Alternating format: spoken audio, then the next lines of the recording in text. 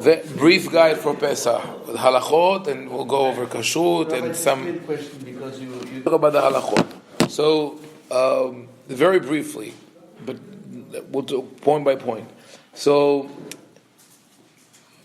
searching for hametz, as I said, we are searching for large pieces of hametz which are edible, not crumbs. Not, it's for fun. Yeah, the kids say, "Oh, I found a Cheerio behind the grates of the air conditioner." This is not a problem. That's not what we're looking for. So if you maintain your house clean throughout the year, you don't have to look anywhere. You just go through the kitchen, seal the cabinets where you use hametz, and you're fine. That's why we do the symbolic searching for hametz, because we don't store hametz. We take everything from the green boxes. But if you don't, you could leave them in the cabinets, in the cabinets in the kitchen. Cannot open. You don't open them, so just put a sign. Don't open hametz. Put a little sticker. All you need is a reminder that you're not going to use that, that cabinet. So all the appliances in the kitchen and everything in terms of making it kosher. What do you do with that? Let's go briefly one by one. The oven, be cleaned regularly. You leave it on hot temperature, 450 for 10 minutes. But that's just for good feeling, because it's kosher even without that. But some people go through the self-clean. Not good. It's not a good idea. Because it's going to ruin your oven in most cases. The new ovens, self-clean is running on 550 degrees. It ruins the inner. You don't need that self-clean. The oven doesn't self-clean itself. You're basically burning it. Someone told me that every Pesach, he has several years, his wife ran it. They had a technician come over. The technician tells him that before Pesach, his hands are full, going around and fixing all the ovens of all the people who ran yourself cleaning. You don't need to do that. So now, that's in general. You have an oven at home. And people were promoting this idea that you have to have two ovens for meat and dairy. Some have a third oven for non-kosher, but that's a different issue. So you have meat and dairy oven, or some have like a big oven for meat, a small one for dairy. You don't need to do that. Shulchan Aruch says, the Rabbi Yosef Karo, that up to above a certain volume of the oven, you can bake meat and dairy at the same time. Yeah. Because it's in the air. As long as they don't splatter, it's not splattering over each other, there's no problem. What is the size that he mentioned? Rabbi Yosef Karo is, in Hebrew, Yudbet Isaron. I did the calculation. It's about 1/3 of the smallest home oven that we have. Meaning that in our ovens, the ovens that we have today, you could bake regularly meat and dairy, one rack meat, one rack dairy, no problem with that. It's just one of those myths of kashrut that people kept driving into your heads. You have to separate them. And some say you can't, once you use it for meat, you have to wait hours or a whole day to bake dairy. So that is not a problem. So same thing, if you don't need to make it kosher for Pesach, except for cleaning, and that's it. If you want to run it on a 450 for a couple of minutes, fine. That's for the good feeling. Same with the. No, I just didn't want you guys to leave for the weekend without seeing me. Yeah. So the cooktop, the stove, any material that you have today. If you have the gas range, it's constantly being cleaned. No matter what drips or pours on the range, it keeps burning. And if we think about even the idea of absorbing flavor, you don't want the flavor from whatever spilled on the stove to get back into your food. If it got back into your food, it's bad flavor, so you don't want it. But just again, for the good feeling, clean it and leave it on 10 minutes on heat. It's fine. If you have the new material, glass, Corning, all these material, all you need is to clean it with Windex or Easy Off, and you're good. Same goes for broilers, grills, barbecue. And also, if you travel, something you're going with the family for a picnic, and you want to use the public barbecue. So if you come early in the morning, it will be very clean because the park services usually clean them well. If you come after it was used already, so you put your coals there, wait for it to get hot, and that's it. You can put directly on the grill or with aluminum foil. Microwave oven. I saw in even the more lenient guidelines of the Beltway Vad, so my friends, they said to the turntable, you have to replace it, you cannot use it. They said clean it thoroughly, don't use it for 24 hours, then put a cup of water for 7 minutes until it boils completely, then repeat it with placing the cup in another place. All this is crazy. You don't need to do that. Especially that it is glass. Yeah, and it's the whole process of the way the microwave works is that the microwave causes movement within it produces heat, and if you heat fish with garlic and it's open, right, then it's going to smell. But as long as you do it covered, there's no problem. So to clean a microwave, clean it regularly, and you put a cup of water for a minute or two, and you're okay. Just remember, in general, if you heat water in the microwave, it's good to put a wooden stick in the water. Yeah, because what happens, because the way the microwave works, it heats the water inside, and the surface remains, meaning there's a difference of temperature. So when you take it out, the water could explode. There were cases that people were burned by water. So if it's just water, especially in paper cups, you have to be careful when you heat it in the microwave. Especially in paper cups. Yeah. Try always have wooden sticks, put it inside. Or when you take it out and put it aside and let it cool down. Why paper cup? I understand. I don't Google it and see. Maybe it's a myth, but I saw this warning somewhere. I'm repeating it. No, you're right, because when you take it out from the microwave, and even if you open the lid and it's hot, you get the So we be careful. a steam come on the head. Right, not only Pesach, the whole year. Sinks, countertops, like I mentioned yesterday, people like to do the mauzraret to put hot water, and it's nice. You don't need to do that for two reasons. One, it doesn't absorb. Second, if something touches your countertop, you're not going to eat it. Well, what is the concern? Why do you need to make the countertop or any surface kosher? For the concern that it absorbs flavor from something, then you put something on it and the flavor went back to this, right? So what could happen? You had let's say a hot pita, you put it on the countertop, okay? Now the hametz flavor is absorbed in the countertop. Now what's going to happen next? What are you going to put on the countertop to absorb this flavor? A hot burger? You're going to eat that? No.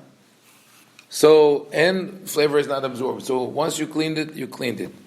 But I saw, again, I'm saying that because I see guides telling people that you have to pour water in sinks, boiling water, and then scrub it, and then if you have certain materials, nothing that you will do will ever help, so you have to put a liner or crazy, again.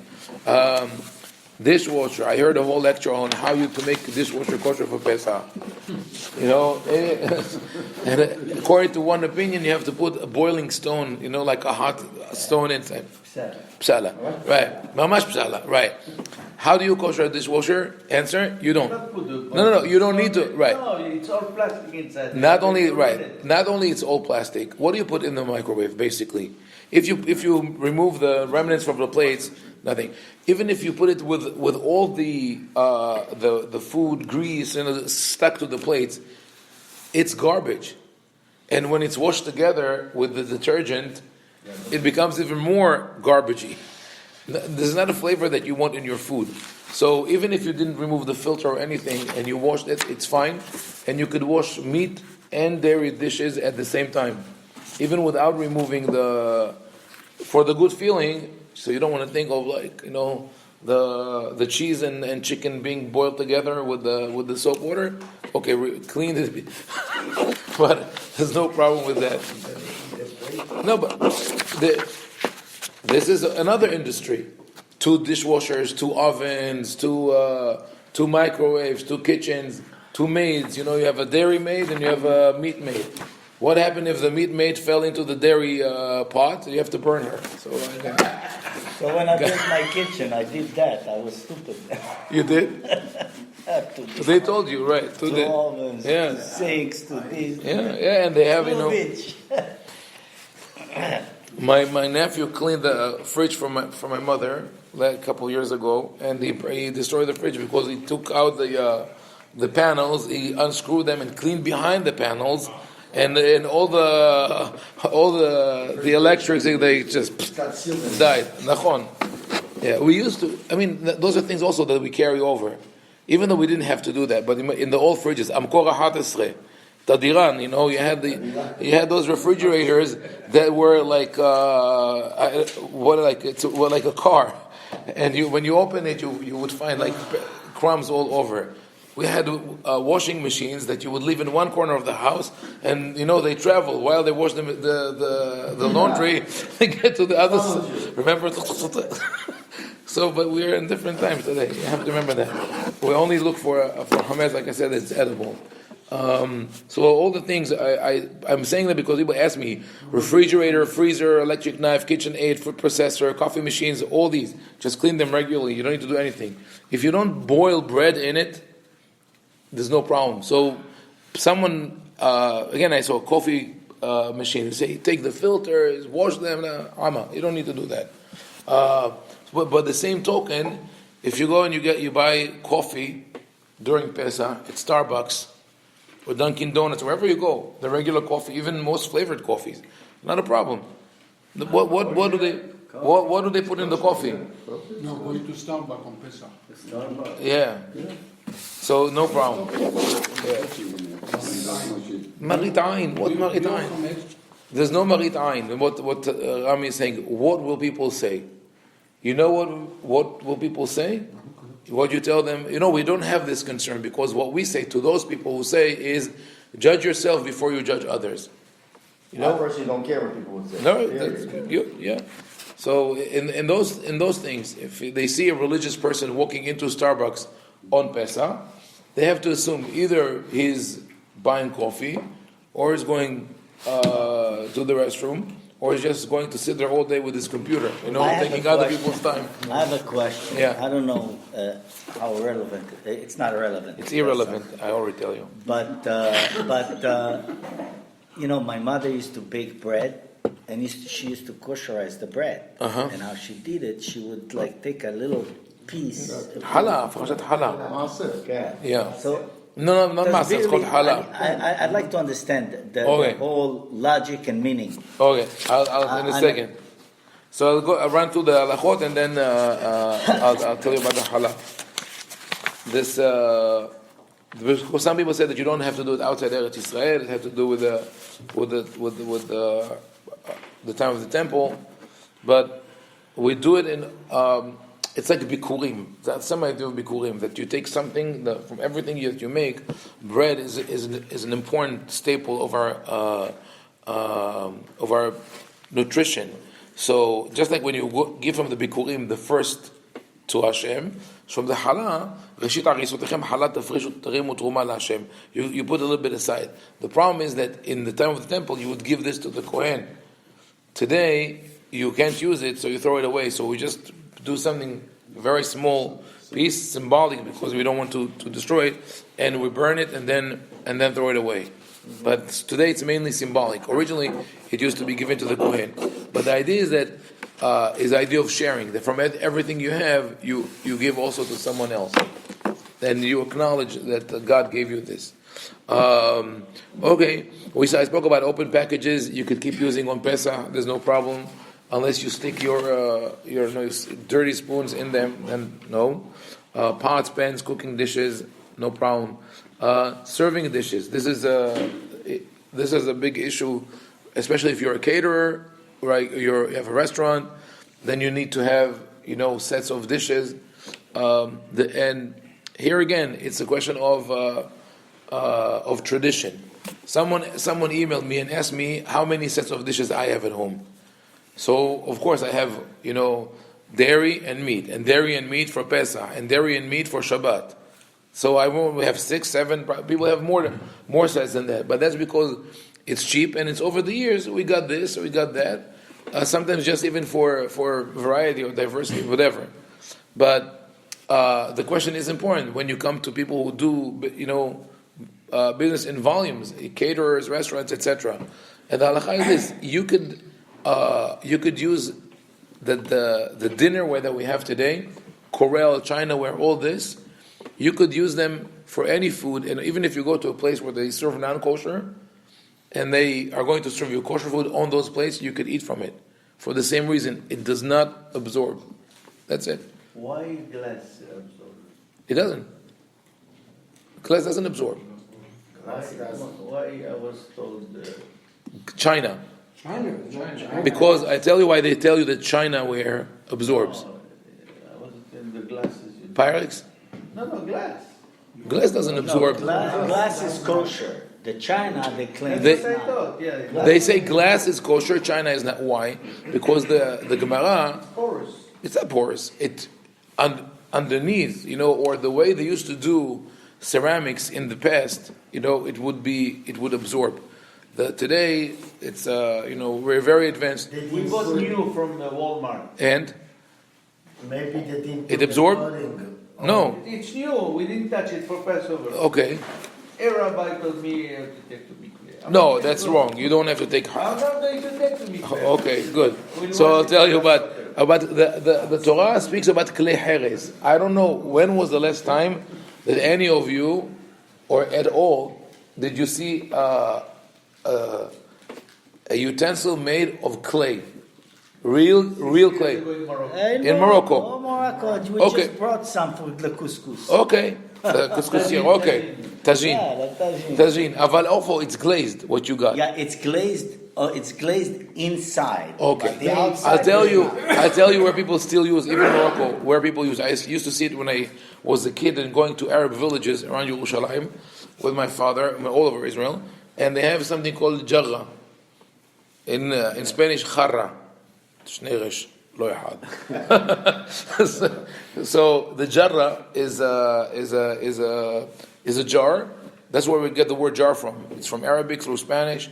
So it has a spout, and you go there the hottest day of the year. You drink the water. It's cold because it sweats, because it's porous. And then the water stays cold inside. This is the clay that you cannot make kosher, because once you put something in it, the material is porous and it goes through the holes. The glazed material, otherwise you wouldn't be able to make couscous. Right. Because after you made the Moroccan couscous, now the next day you want to do Haimi or Tunisian couscous with fish, it won't work. It's so there's no problem with that. Balota, balota. Balota. Okay, so I think we'll conclude here. I'll tell one more thing that has to do with that. Yeah, because I don't know, some people will travel next week. So that is the issue of rice on Pesach and legumes, kitniot on Pesach. So I mentioned that some Moroccans used not to eat rice from Pesach. Used to. Some still keep their minhag.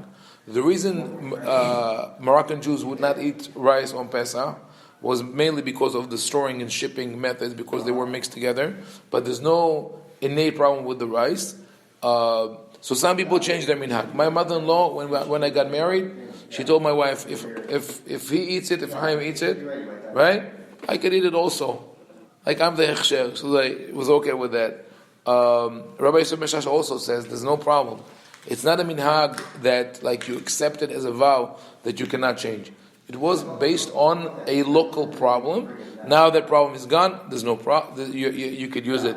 For the Ashkenazim, there's a major problem with kitniot on Pesach. But I tell them that if they want to adopt that our custom for Pesach, they are 100% allowed to do so. My question is, they say anything that expands. Oh, that rises. Yeah, but The rice is a grain. only the 5 grains. No. It's not a reason. Right. Only the five, which is today only 4 grains. Today we only have 4 grains. It's wheat, barley, with the more common, spelt and rye. Those are the 4 grains that can become hametz. The hummus.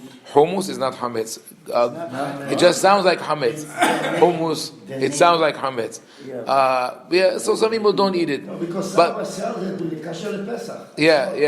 no, which is just it's just the people decided not to eat it because you know what the comparison for me is when Moroccan tells me that they don't eat hummus for Pesach.